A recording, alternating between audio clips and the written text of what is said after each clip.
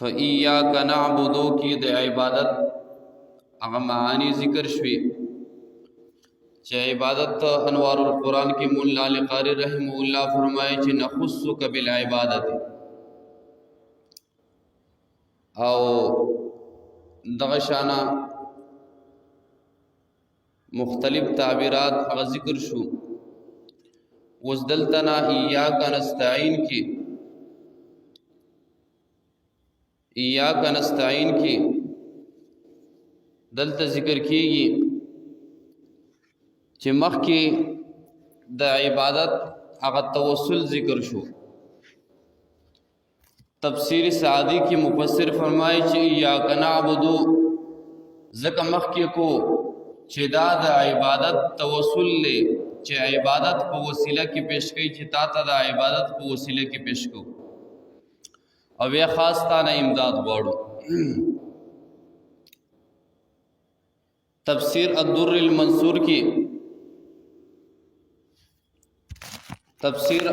मंसूर की अल्लामा सुयूती रहमहुल्लाह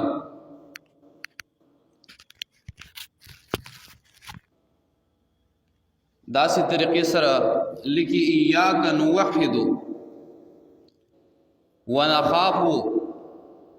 खास्ता तौहीद बयान इय्याक नअबुदु खास्ता इय्याक नुवहिदु और अत्तहरीर व तनवीर की इब्नुल आशूर रहमहुल्लाह फरमाए इय्याक नस्तईन तलबुल औनी एआनत रासरवका तलब दाउन दे यानी इय्याक नस्तईन खास्तान इमदाद गोड़ू तलब दाउन और मदद रासरवका और वे फरमाई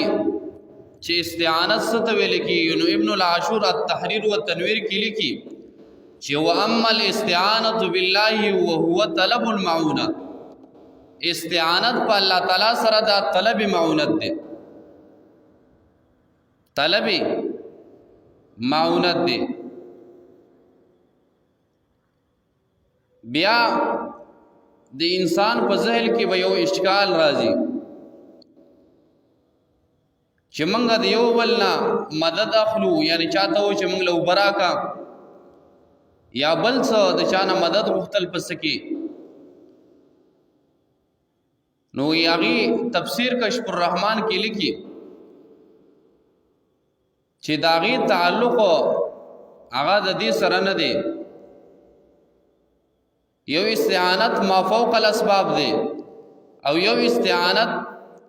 दा मा तहतल असबाब दे इस्तिआनत माफौक़ल असबाब यानी असबाबुना फासा ची विसाल त यो कस त हुए ची माला बचे राका माला जुई राका नु दा तरीक़े सरदा इस्तिआनत दा शिरक दे यो इस्तिआनत मा तहतल असबाब ची आगा तो बंदा तो हुए औकस तो हुए माला उबरा दा इस्तिआनत मा तहतल असबाब दे तो तफसीर कश्फुर रहमान के दगी जवाब पे इस्तिआनत दा पमाना द तवस्सुल सरहम राजी इस्तिआनत पमाना द तवस्सुल सरा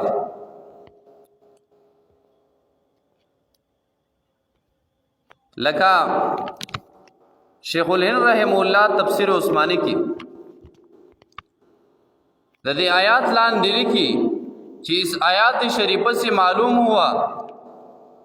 कि इसकी ज़ात पाक के सिवा किसी हकीकत में मदद मांगने बिल्कुल नाजायज़ है। रदीना दा मालूम हो शो अल्लाह ताला न सिवा पा हकीकत के दबल चाना मदद मुख्तल दा नाजायज़ दी। खुबे शेखुल हिंद रहमहुल्लाह फरमाई हाँ अगर किसी मकबूल बंदा को महज़ वासिता रहमत इलाही और गैर मुस्तकिल समझ कर इस्तिआनत ज़ाहिरी इससे करे ये तो जायज़ है। कचरदा दा मकबूल बंदा दा महज़ वासिता द रहमत इलाही और गैर मुस्तकिल दा समझ की نو بیا دنه استعانت ظاهری غختل چې کوم دی دا ټیک دی. لکه توسل هم دې ته ویل کېږي چې ته پاغې کې مدد پاغې کې ته دعا هغه د الله تعالی نه کې خود بنده په وسیله او توپیل سره کې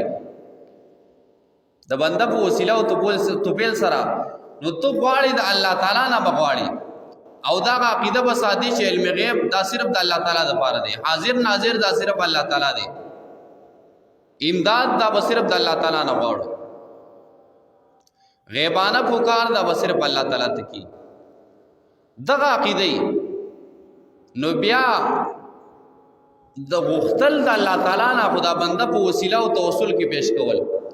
ورستو آیات را روان دي ان شاء الله تبه پوره تفصیل په دې باندې وکړو چې به حرمت بولا او دا شانا به حق بولا او بجای بولا دی الفاظ سره چې کوم دې کوم توسل اکابر کوم قول کړي دي لکه باغی کی رئیس المفسرین شیخ حسین علی رحمه الله خپل تفسیر بلغت الحیران کې لیکلي دي وبحق مشکله وحل مشکله در حق تعالی طلب نمودن بتوجه بزرگان بیلان دی سره لیکي بتوسل بزرگان. نو دغه عقیده دا د رئیس المفسرین حسین علی رحمه الله او شیخ القرآن د پنډی رحمه الله جواهر القرآن کې تفصیل کړی دی. ورستو یستفتحون علی الذین دا آیات کې مکمل تفصیل به وکړو. نو استعانت دا په معنا د توسل سره شیخ الین رحم الله خسته دي. نو ایاک نعبد خاص تعالی ر عبادت کو و ایاک نستعین خاص تعالی امداد غواړو. عبادت دا به صرف د الله تعالی کی د الله تعالی نه علاوه د بلچا عبادت باندې کی. د دیو جنا حافظ ابن قیم رحم الله فَإِيَّاكَ نَعْبُدُ وَإِيَّاكَ نَسْتَعِينُ باندې پورا کتاب لیکل دی مدارج السالکین په نوم باندې.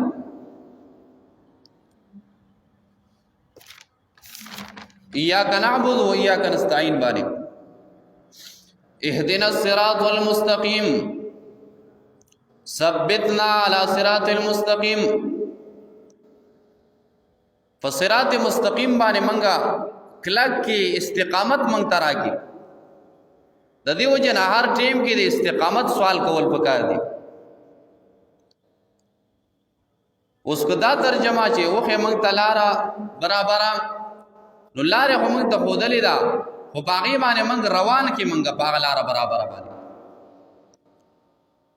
د دې وجه نه تفسیر بیضاوی کې مفسر فرمایي و ایاک نعبد و ایاک نستعین کی بنده وي اوس هر قسمه چې کوم دی مدد غواړي نو بیا دا سوې چې اهدنا الصراط المستقیم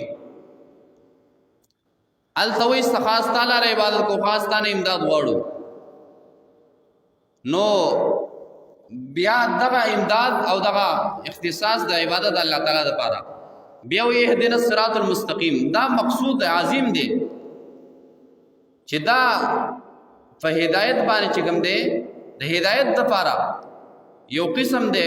هدایت لپاره دا مقصود عظیم دی. او د دې وجنه المحرر الوجیز کی ابن عطیہ رحمه الله هغه مستاقات ذکر کوي چې هدایت په معنا د دعا سره مرাজি لکه بل ذکر راځي ولکل قوم هاد او کله په معنا د بیان سره مرাজি کله په جنت لارې په معنا سره مرাজি مختلف تعبیرات تغي کوي. او د دې وجنه مفکر اسلام مفتی محمود رحم الله فرمایي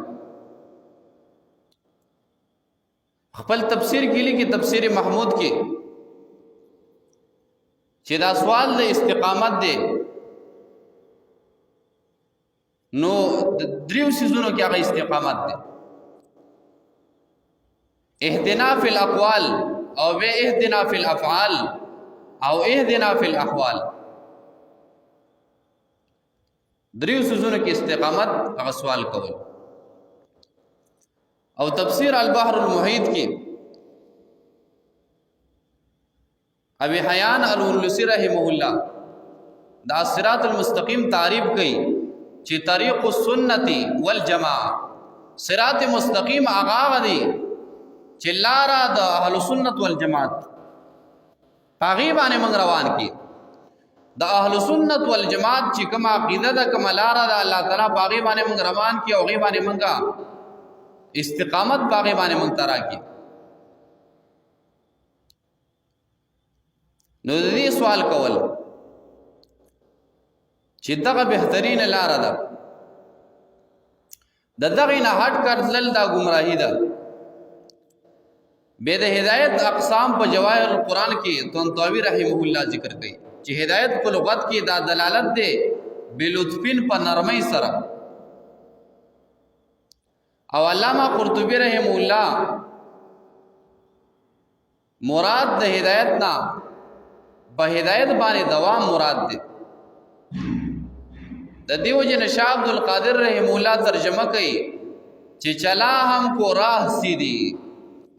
روان کمنګا پس سملار باندې ترجمه دا سي کوي شاه عبد القادر رحم الله پس سملار باندې من روان کا. او انوار القرآن کې مولا علی قاری رحم الله فرمایي د جنید بغدادي رحم الله قول ذکر کوي چې کن طالب الاستقامت ولا تکن طالب الکرامه. طالب د استقامت جوړ شه او طالب د کرامت م جوړېږي. د الله تعالی نه د استقامت سوال کوا چې الله تعالی کوم عقیده دې راته نصیب کړی دا د اهل سنت والجماعت علماء دیوبند په دې باندې الله تعالی موږ ته استقامت راکړي. قرآن تم کې نولیو چې الله تعالی قرآن ته کې نولیو ترجمه ته کې نولیو الله تعالی په دې باندې استقامت راکړي.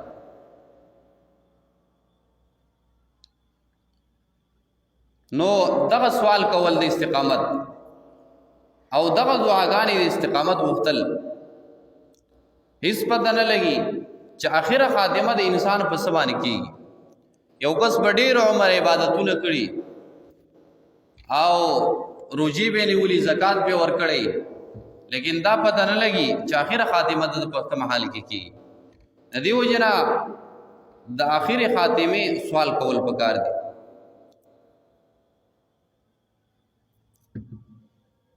ماتوریدی په خپل تفسیر تاویلات او اهل سنت کې د مستقیم تعریف کوي.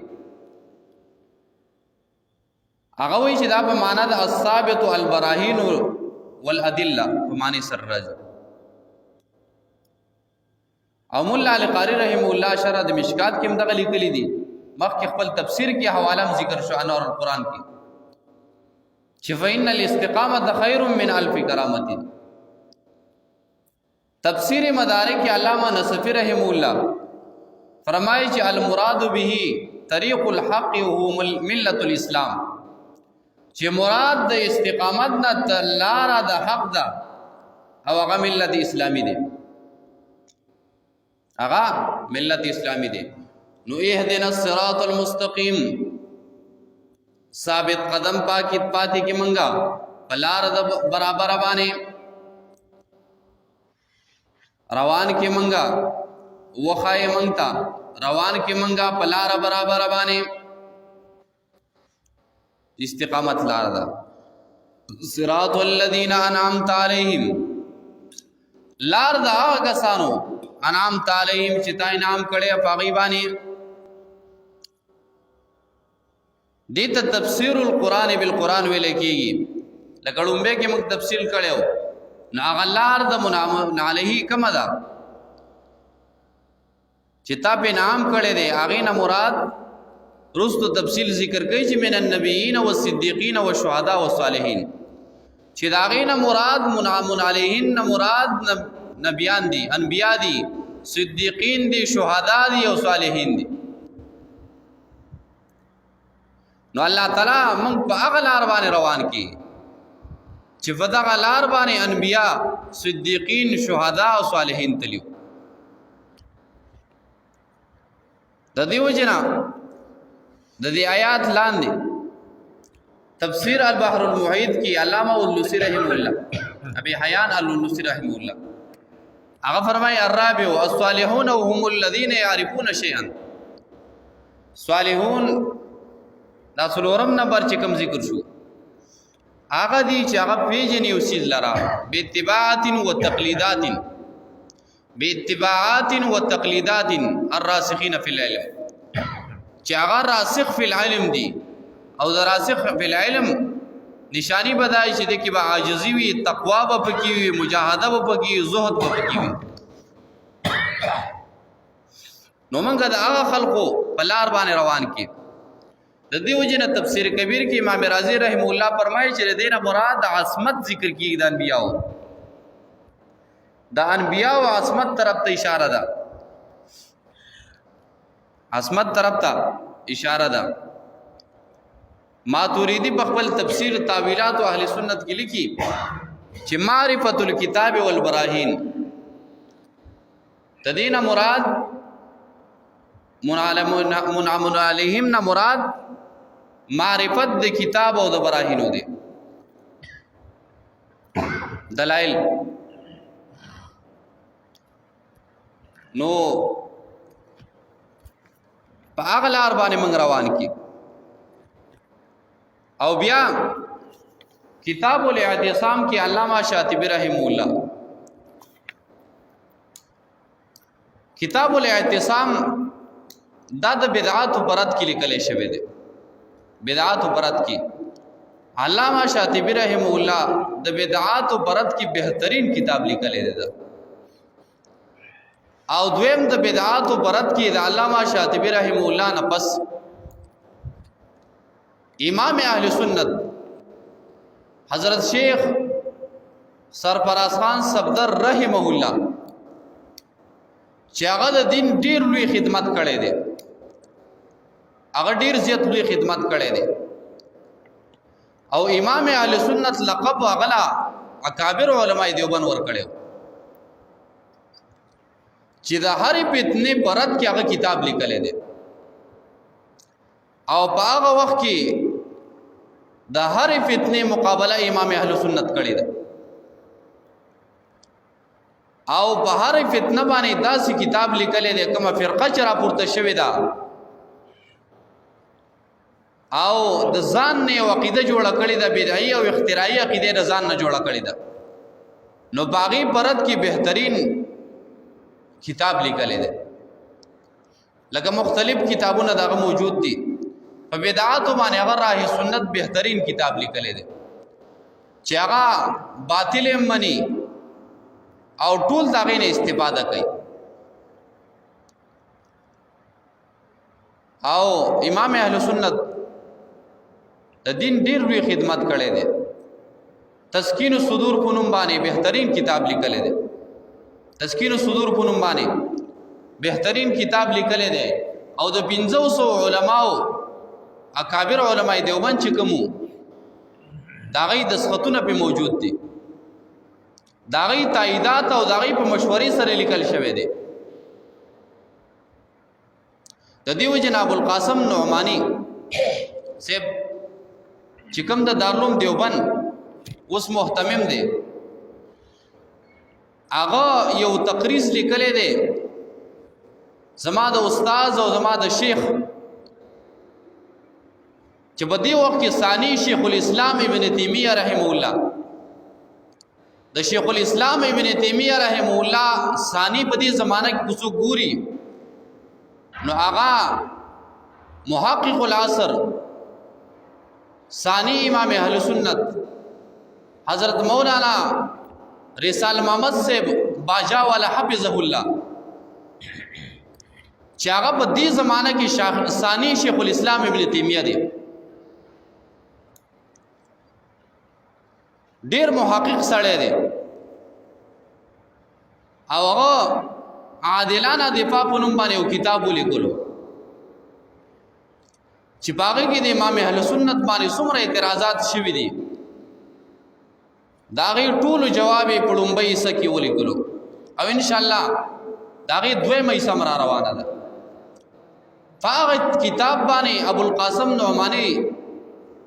حفظه الله د دارالعلوم دیوبند محتمم تقریض په موجود دی. پاغه تقریض کې د امام اهل سنت حضرت شیخ رئیس المحدثین حضرت مولانا سرفراز خان صفدر رحمه الله حواله سره لیکي وې د بچکم کتاب چاپ کېدلو وې ما یو کس مقرر کړو دیلا چې ما ته بد کتابونه تر رسې پاکستان هندستان ته ما یو کس د دې لپاره مقرر کړو چې ما ته د امام اهل سنت کوم کتاب چاپ کیږي نو هغه ما کتلو او داغه کتاب وړومبه تقاریض وګورئ نو تسکین صدور باندې څومره تقاریض شوي دي نو اکابر چې کوم دي علما مشران چې کوم تیر شوي دي هغه دا الفاظ وی چې دا کتاب ما 2 پیره وکړو دا کتاب ما 3 پیره وکړو دا کتاب ما 1 پیره مکمل وکړو. نو ډیر لوی شخصیت هغه تیر شوی د دین ډیر لوی خدمت کړي دی او په تفسیر کې هم ډیر لوی خدمت کړي دی. د ذخیرۃ الجنان په نوم باندې بهترین تفسیر لیکل دی امام اهل سنت چې دا غي تفسیر مثل نه ملاويږي. زه په خپل د تفاسیر مطالعه چې کوم او بیا په اخره کې د امام اهل سنت حضرت شیخ سرفراز خان صفدر رحم الله تفسیر چې وګوري نو حیران بشي چې دی سړی کمال کړي د تفسیر کې څنګه چې په حدیث کې د مهارت حاصلو څنګه په اصول باندې دا پویدو څنګه په اسماء الرجال باندې د مطالعه او څنګه په فقه باندې اصول فقه باندې د مطالعه او څنګه د په نور علوم باندې مطالعه دغه شان په فرق او باطلو باندې څومره مطالعه داغه سره سره د امام اهل سنت مطالعه دا په تفسیر باندې هم وا نو په تفسیر کې هم ډېر لوی خدمت د ذخیرۃ الجنان په نوم باندې دغه تفسیر موجود دی بهترین تفسیر. او د دې وجنه کتاب الاعتصام کې علامہ شاطبی رحم الله اخر جمله لیک وی و اذا ثبت ان الحق ډیر خلک وای چې ګور رجال په سیمنګ نزو کنه ساړو په علماء دیوبند اغا کسر الله سوادهم اغه ډیر لوی خدمات دي ډیر خلک دا غي د خدماتو نه انکار کوي وینا پاغو په سیمنګ نزو وای ز خپل تحقیق کوما الک تبس یو استاد بس تحقیقی اکابر خدغه چې انشان وشا کشمیری رحم الله چې د علوم یو ذخیره وا دغه شانا یوسف بنوری رحمه الله او دغه شانا غلام غوث هزاروی رحمه الله مفکر اسلام مفتی محمود رحمه الله نو اکابر تحقیق ته وګوري دا اکابر تحقیق ته زمون تحقیق نه رسیږي نو ډیر خلک وایي چې نه چې موږ پر رجالو پوری نزو نو هغه جواب کتاب الاعتصام کې علامہ شاطبی رحم الله فرمایي چې و اذا ثبت ان الحق هو المعتبر دون الرجال چې حق معتبر دی سړی معتبر نه دی وی فالحق لا يعرف بدون وسائطهم امام شاطبی رحم الله فرمایي چې حق ته بغیر د وسائطونه چې کوم دی او د واسطینه بغیر ته حق پیژندل نشي کله چې تا د اکابر علماء دیوبند لمن نه نیولې ته حق پیژندل نشي بدعات پرد کی چته لګیای د بدعات رد کینو لومبه بد اکابر علماء دیوبند کتابونه ګوري نن سبا چې ته تفسیر پڑھاوي د علماء دیوبند نه باخذ کې کته حدیث بارک مطالعه کینو د علماء دیوبند کتابونه وګوري د دې وجنا شیخ زکریا رحم الله منګه په فضائل اعمال باندې پیژنو حالانکه شیخ زکریا رحم الله دا هغه سړی دی چې د مالکیو مذهب باندې موطا امام مالک شرح ولیکا او جز المسالک په نوم باندې او مالکیت د خواطر اغلیو چې دا کم یو کس دی چې زمونږه دغه نه علاوه مالکیه باندې داسې یو بهترین شرح لیکلی ده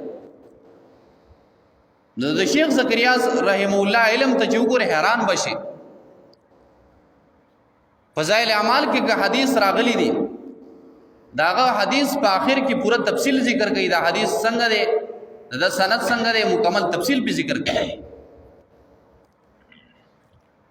ډیر خلک هغه برداشت کولای نشي. د دې وجه نه په خپلو کتابونو کې لیکي د شیخ زکریا رحم الله بارک لیکي و اما فی کتبهم من الخرافات والواهیات هي كثيرة لكن نذكر بعضها التي يشم منها رائحة الشرك. شیخ زکریا سے بارک وی دا ظالم د الفاظ دغه دي چې شیخ زکریا سے بارک وی رحم الله بارک چې د کتابونو کې خرافات او واهیات ډیر دي لكن نذكر بعضها التي لا يشم منها رائحة الشرك. زاغ ذکر کوم چې داغه نه شرک بوی راځي. نو شیخ زکریا سے باندې لکه داسې حد درجه شرک فتوا لګول حد درجه ظلم دی. نو بل بهم يتوسل الیه. علامہ شاطبی رحم الله فرمایي بلکې د دې سره موږ دغه مقام ترسو حق به موږ پیژنو. او د دې وجنه مفتی محمود رحم الله د منعم علیهم چې کوم دی داغي مصداق ذکر کوي چې داغي نه مراد پیغمبران دي او پیغمبران عصمت ثابت دي څنګه چې امام رازی رحم الله فرمایلی. او مغضوب علیهم نه مراد علماء سودی او د منعم علیهم نه مراد علماء حق دي علماء دیوبند. او بیا دام فرمایي چې په نن زمانہ کې علماء سو هغه د قران او د حدیث بیانوي لیکن د قران او د حدیث په نوم باندې خلق گمراه کوي. قران به مخې تاریخي او خلق تبا د اعتزال ذهن بوله جوړي خلق با اعتزال طرف ته بوزي خلق به خارجیت طرف ته بوزي خلق به د گمراهۍ طرف ته بوزي خلق به د گمراهۍ طرف ته بوزي. او بیا فرمایي مفتی محمود رحم الله خپل تفسیر کې لیکي وې د منعم علیهم نه مراد مجموعي اعتبار سره علماء دیوبند دي. او د علماء دیوبند وی خصوصیات دا دي چې دا به متبع سنتي او دا به د بدعات او نزاز ځان ساتي او د بدعات او شرکیات رد بکیدا. نو دا علماء دیوبند دي. نو دا فرمایي صراط الذین لا دا کسانو نام تعلیم چې تا انعام کړي پاغي باندې غیر المغضوب علیهم. ان شاء الله دا بس باش دعا کر ربنا ظلمنا انفسنا وان لم تغفر لنا وترحمنا. آخری ربنا آتنا فی الدنیا حسنة وفي الآخرة حسنة وقنا عذاب النار.